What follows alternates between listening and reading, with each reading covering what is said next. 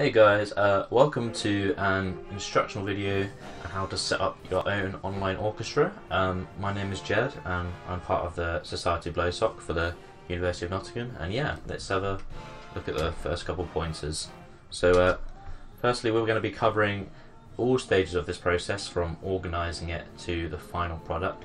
The video goes over the initial setup to get everyone's clips and details with as much ease as possible. A bit of audio editing as well, and some video editing as well. So yeah, there will be timestamps in the description if you want to go to a certain stage of the process. But yeah, moving on. So the second point is that we're going to be using our Online-aganza video as a reference. So we use the piece selections from Up for concert band. It involves 62 people, but yeah, the process should be pretty similar no matter the ensemble or the size. So yeah, just point that out. Thirdly is that the video should help with ensembles of any size. There is no limit. This can definitely be expanded on, and we would love to see when large groups gathered, and we'll probably do another one too with more people. But yeah, this process can also work if you wanted to put a lot of effort into a small video, a small ensemble as well. So yeah, just bear that in mind. It's another thing, more people helping, definitely the better.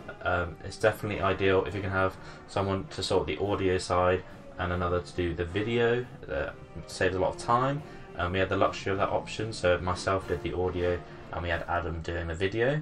If you can even get someone else to sort out kind of the admin side or the collecting of the videos, that would be great, but we had luckily Adam on the case as well. So yeah, but anything is completely up to you, but more people to help out the better.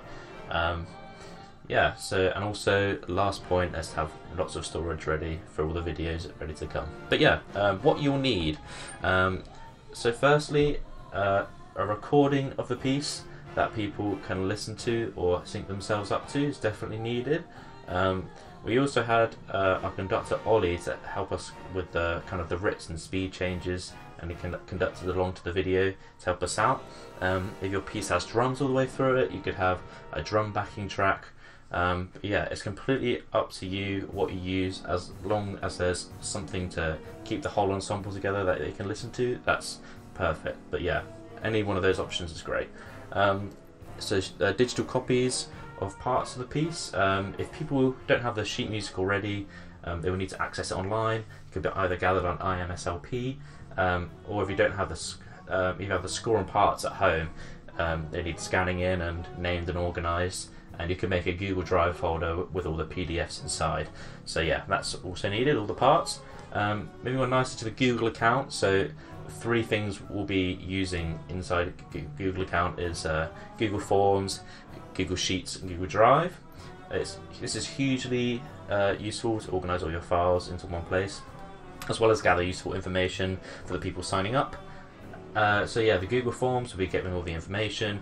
Google Sheets will be basically storing that information, all nice, kind of like a Excel spreadsheet kind of way, and also can do lots of useful things when it's all organised.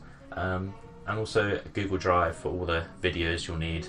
But yeah, this Google account only has 15 gigabytes worth of storage in Google Drive, so that's worth bearing that in mind. If you have a lot of people, you're going to need to maybe buy some extra storage, but it's quite reasonably cheap. I think it was under £2 just for a month worth to get just quite a lot more storage. So yeah, definitely worth bearing in mind if you have quite a large ensemble. But yeah, next you'll probably need is some video editing software. In this video, Adam will be using Adobe Premiere Pro and After Effects, but if you are looking for a good free alternative, Hit Film Express has pretty much all the tools you need for making the video. So yeah, Adam will be later going on some of the tricks used to make our video as well. And then lastly, DAW, a digital audio workstation for the audio.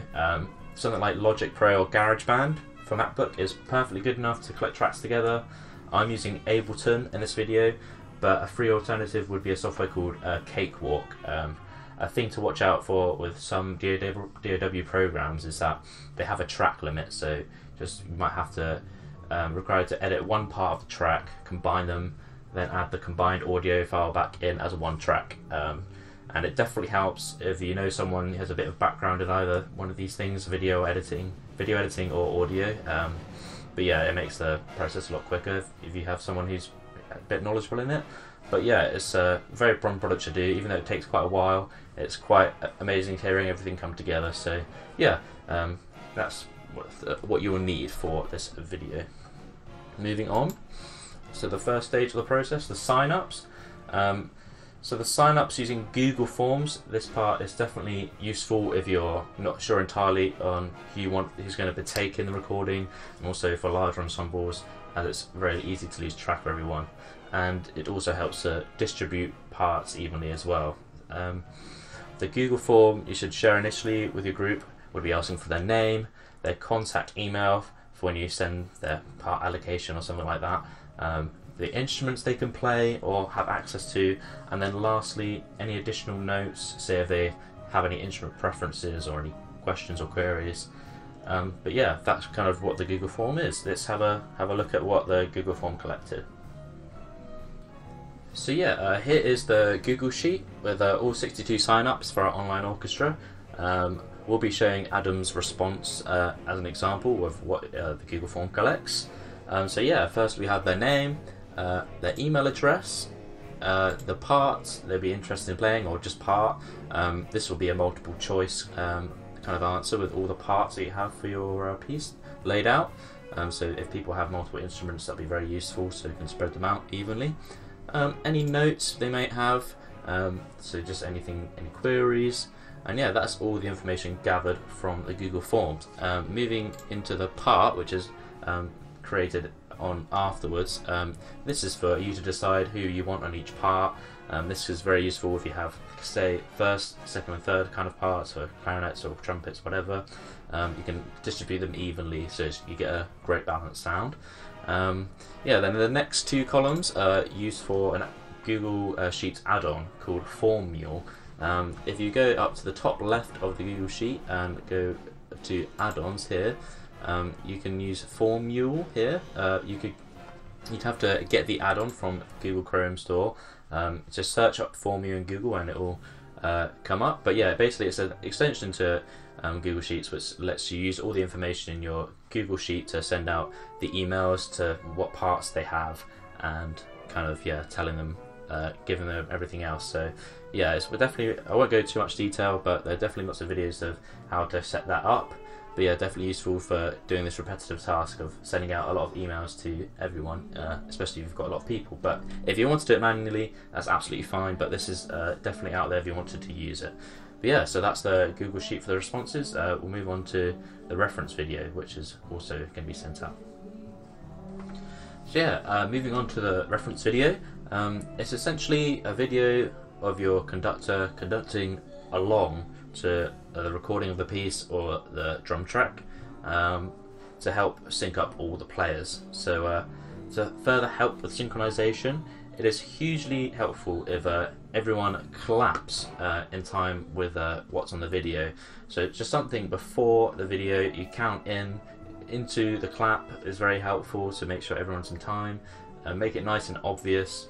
But yeah, clapping for the video is definitely helpful, as it helps with video and audio editing later on, because it's both a visual cue for someone to look at and also a sound cue. So yeah, once they're all synced up together, I mean, hopefully it should be together. Obviously there will be timing issues you can sort out later, but yeah, it's definitely very helpful, saves a lot of time. So yeah, this is an example of what we sent, just a short example of what we done. You first need to get two devices. One to watch Ollie conduct and listen to him, and another one to record yourself playing. The second thing you need to do is listen to the YouTube video. Get familiar with your part and with electronic Ollie conducting. You can either just watch Ollie conduct, or you can listen to through headphones. Ideally the fewest mistakes the better, so get practicing. Step 3. Record yourself playing your instrument. If you wish to listen to the music whilst you play, you must use headphones only, so we can only hear you playing.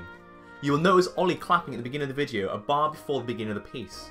It would be extremely helpful if you also clapped in time with Ollie to help us sync up the video.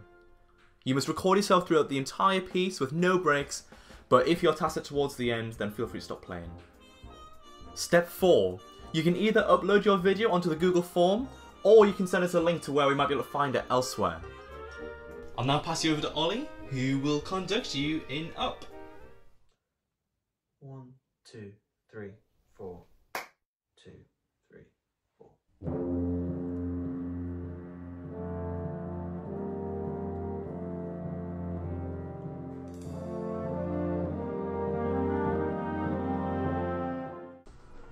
So yeah, that was the reference video. As you can see, there was a clap, a bar before the piece begun, and this helped for everything to sync up with video and audio. One thing to note about recordings from other people is that for people recording on their phone or laptop, their instrument might sound quite strange through the microphone. It might distort, especially if it's something quite loud, say something like a flute or trumpet, tend to make the microphone go a bit strange. It definitely helps the recording quality if you use just some earphones plugged into your device for a phone that has the earphone microphone with it, or if you even have a microphone, that's better. That's completely great as well. That's perfect. But yeah, I mean that your phone recording could be just absolutely fine, but it's just to make sure people are aware that they check the recordings before they submit them. Yeah, this is the instructions, or that we can see on the screen right now, to what we did. So this is what 2 devices. So one device to record yourself with the audio and video, and the other device to listen to the YouTube video. But yeah, it was just kind of a make sure people knew that 2 devices would be ideal. Probably could be done on one, but yeah, this is the best way to do it. So yeah, the next form will be quite similar to the first one. This is the form that will go out with the reference video once you know all your basically all the responses. So yeah, it's just like the last one, it's asking for the name, what part or instrument they played in the piece. Then the next question would be the file, the video file, which they'll be uploaded to Google Drive. So basically, when you choose in your Google form, just use the drop-down menu when editing the Google form question, and it'll be a file upload. And then, just like last time, any additional notes from the player. So yeah, just here's an example of a blank Google form. So the drop-down menu showing the file upload option, as well as the other options for questions. As you can see, you've got a short answer and you've got paragraph there as well. Multiple choice would also be good for when you've got multiple parts. We mostly use short answers, but yeah, we also had a separate form for people who wanted to link their video, for example, to YouTube. So instead of uploading it, they could just have a link. But I mean, you couldn't have to do this. But I mean, it's just for people that maybe have worse internets or something like that. But yeah. Once you've submitted that and you've left that for a couple of days or however long, it's time to get on with the editing of all the stuff. So let's hop on to Ableton and check out how we organised all the videos. So yeah, now we're just going to go through kind of the audio process that went into it. So as you can see here, this is the Google form for when people upload their piece. So yeah, it was their name again, the part they've played, and then the upload link basically to download their video submission. So yeah, you do this for everyone here, but as you probably can tell, it's all video files, and to be used in the DAW program, you'd obviously want the audio files. Maybe some DAW softwares automatically do this for you, convert it into an audio file, but not for this, so we had to use something else. So VLC Media Player is definitely a great option. It's great for playing lots of video formats, and also it's got this very cool thing that yeah, you won't have to do on any dodgy online converter or something like that. So yeah, in VSL Media Player, just open up as it was. If you click on Media, let's go down and go to Convert/Save. In here you would put in the video, so you add in the video. I've got a video of Ollie playing the trumpet as an example. Added that in. Once you've added, you can add multiple videos, but I decided to just do one at a time. Once you've done that, Convert/Save. Then this basically shows you what video it's converting, settings, convert, and then the profile. You'd want to choose any audio file, any one you prefer really. I chose MP3 as a file size particularly small and it still sounds fine. And lots of the recordings anyway have MP3 audio. So yeah, audio's MP3, which is fine. And then your destination file, you'd browse, and I'd had an audio conversions file ready for this. And yeah, last thing for that is when you save it with the file name, put .mp3, just like that, and then you click save, and then you'd start, and it will do the conversion. And yeah, it takes literally like 5 seconds, and once it's done, yeah, you just move on to the next one. So yeah, that's not the too long part of the process. But yeah, once you've done that for everything, you put it into your DAW software. So if we click onto this, this is what we've been getting up to. So as you can see initially, everything is grouped into their respective parts. If we just open up everything and we'll scroll through, people can have a see their parts. So yeah, there you go. This is all the flutes here, all our oboes, bassoons, clarinets, saxophones, trumpets, horns, low brass, and also our percussion. Amazing. Yeah, so I'll just put these back up. So yeah, this is all of the groups here together. So yeah, the grouping tracks is definitely very influential. You make sure you could even do this before you get all your submissions. You can just, once you know who's signed up and you know which parts are allocated, you can start making all your tracks ready to put all the audio files in. Yeah, so just be organised, I guess, if you've got some time. And yeah, grouping tracks will later be useful for automating volume and stuff like that. So yeah, another thing you can do with the groups is that you can put collective like effects on them. For example, on the flutes, it's mostly high range, and some videos have some low hum just from the recordings. You just could just remove some low end just to leave the high end up for you. Yeah, stuff like that. Yeah, one problem you may have is that you might not have like one part covered. For us, we didn't have a bass clarinet part, but this is definitely possible with just a normal clarinet playing the bass clarinet part. So as we can see here, we'll just click on this file here, and as you may notice over here, we have it transposed down a whole octave, 12 semitones, and this is achieved with the warp kind of option in Ableton. This may be different in other programs, but this is what it does. So if we listen to the original sound just on its own, not transposed at all, let's not play the whole thing.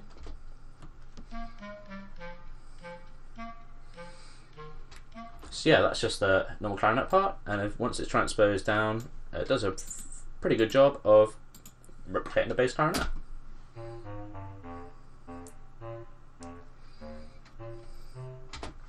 Yeah, it might sound a little strange, but once it's mixed all in there, it pretty much is the real thing, and it's definitely nice to have a bit of bass reinforcement. So yeah, that was bass clarinet part. Also stuff like percussion is also a very big part.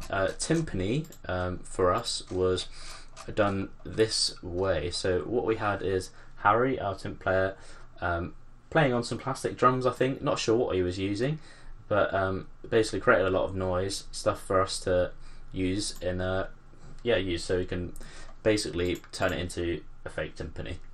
But yeah, once you have this audio file, I'll just stretch this out because this is the timp part here, and it's just a shaker in the middle. There's also some more over here. But what you can do is right click on this file, convert drums into new MIDI track. So it basically just uses all the hit points and makes sure every hit point is a MIDI beat basically. And this is the MIDI file you'll get. Lots of different notes, as you can see here. This is all hit out nice and even there. That's the beginning of the piece. But yeah, it will be on like all these sorts of things here. There might be a different way to do it, but this definitely gives you all the hit points here. What you can do then is just put this onto a new track with this awesome timpani plugin called Sonata Timpani. And if I just open this up, it can do a lot of things that you need just to help have that part. It can do single hits. So if I just solo this, all your different notes. It can also do rolls, and it can also do some crescendos as well. yeah, so everything you need to mess around with in there. But yeah, you essentially just use the same timings as what you have here in the drums to MIDI, and just move them to their respective notes. So as you can see here, for this middle bit, we'd had singular hits and then a roll coming up here. If we just play that on its own.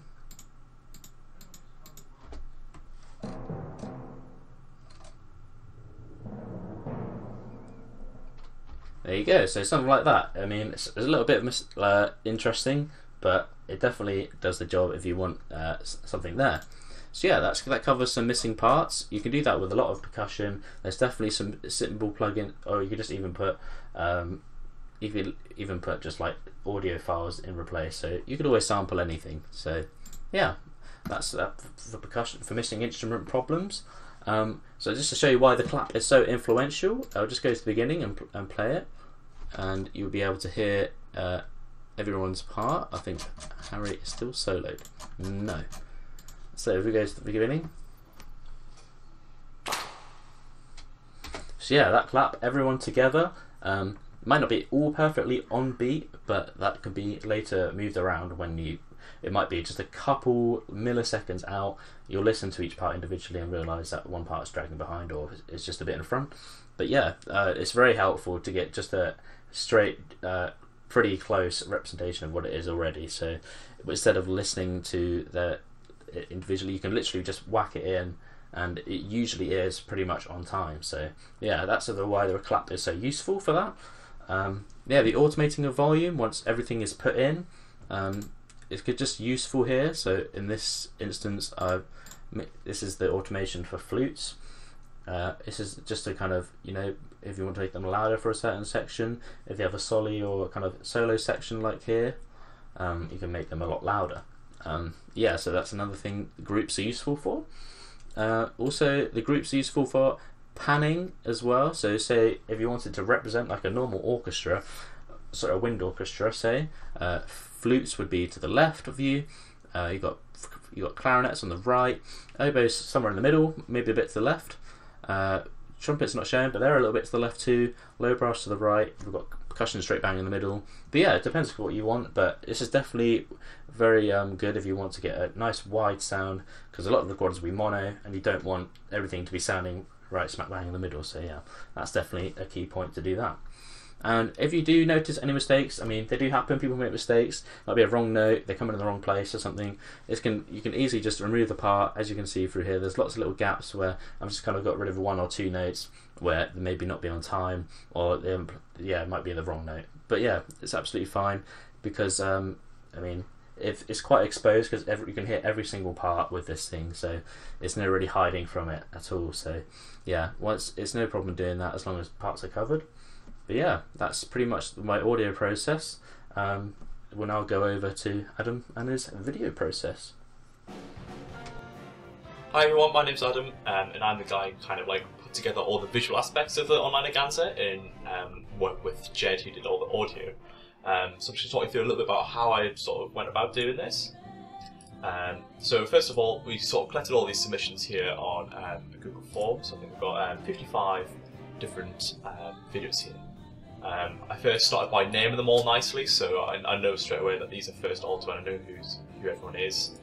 And once I'd done that, worked out exactly how everyone's going to sit, I then sort of drew up a plan of what dimensions my screen's going to be. So I chose 1920 by 1080 as a kind of standard resolution. And then I tried to keep everyone in their sections. So for example, you can see that this person here, I've decided that they're going to occupy this amount of space, which is going to be this number of pixels wide, tall. Essentially, this is how I decided how I wanted to be on the screen. So I imported this all into Premiere Pro. I decided to sort of do it individually by sections. So for example, for the double reads here, what I did is I just put everyone in. I just made sure that they lined up the right moments, so all their claps were in sync. But I didn't really care too much about how they were orientated, because I then exported this into After Effects. So you can see here I've exported it, and then what I've done is I've made these little clip masks example, this is kind of the area I want them to be in, and then underneath is the video that's going to clip to that area, doesn't show up anywhere else. So this is a very convenient way of getting everyone to be in exactly the right place that I wanted them to be in. Now, a problem I encountered with all of this was that my computer really couldn't handle rendering more than sort of 4 videos on the screen at any one time. Like, even this was too much. So what I did is I further subdivided, so everything had a maximum of 4 videos. So I did the same sort of thing here. Essentially what I did is I rendered each of these videos individually, exported them back into Premiere Pro. So then here, I think, although After Effects couldn't deal with more 4 or 5 videos, I think I've got sort of, yeah, I've got 21 video channels here. And we can see just sort of by dragging around one of the videos here, you can see these people move here. So because of my plan at the beginning, I know exactly the resolution of this, I know exactly what kind of scale it needs to be at, and I know exactly where it needs to be. So that made that process really, really easy. So once I've synced everyone up, all their claps are in sync, I essentially just synced it up with the music, and we're kind of good to go. Although one of the problems that we had is a few of the people didn't record right until the very end. So for example, if we watch this video here, I know they're out of scale now, I'll fiddle around, but this video here drops out pretty close to the end. So what I had to do, let's find out where it drops out. Let's go around about here. It's going to load. Yeah, so we can see that's kind of gone to a black shape there. So all I did is I used the color key to make the black on that rendered video go transparent, and then just took a still from earlier in that video, which is quite nice. And I used a similar technique for the color keys at the end. When we got to the very end, obviously the Teenage Cancer logo shows up at the end. So it meant as the videos disappeared, it slowly revealed the logo, which was really nice. So yeah, use color keying for that to make sure that the black background on all of these rendered videos kind of went transparent. Did have a few problems with like people's headphones and things going transparent, but it wasn't a huge problem. So yeah, I hope that's helped you in whatever Online-aganza equipment you're going to make. Thanks for watching. So yeah, that was it for our online orchestra tutorial. Thank you for watching. If you have any questions, please feel free to leave any in the comments and we'll hope to get back to you on that one. And yeah, if you haven't checked out our Blowsoc Online-aganza video, we're still taking money for charity, so yeah, go check that out and have a look. So yeah, thank you very much and see you later.